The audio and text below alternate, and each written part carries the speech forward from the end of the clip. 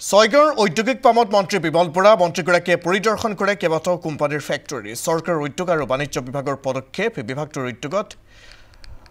নিৰ্মাণ হৈছে growth centre অসমৰ কৃষক আৰু নিবনুৱাক স্বাৱলম্বী কৰাৰ প্ৰয়াস আৰু মন্ত্ৰীগৰাকীয়ে বুজ ল'লে উদ্যোগ ক্ষেত্ৰৰ অভাৱ অভিযোগ উৎপাদনৰ আমাৰ অসম চৰকাৰৰ উদ্যোগ আৰু বাণিজ্য বিভাগৰ এখন গ্ৰোথ চেণ্টাৰ ছয়গাঁৱত আছে প্ৰায় 180 ওচৰা-ওচৰি ইয়াত বিভিন্ন ধৰণৰ উদ্যোগ আছে আৰু এই উদ্যোগসমূহ খুব সুন্দৰভাৱে ইয়াত ৰান হৈ আছে অসমৰ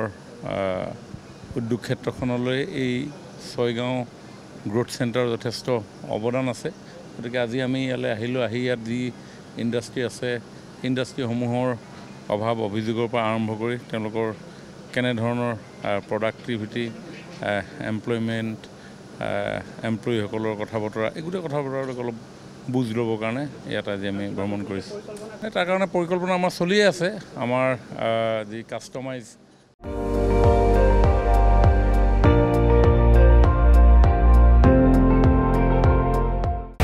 আপুনি চাই আছে ND24 সৰ্বশ্ৰেষ্ঠ নহয় সৰ্বোত্তমৰ দৌৰ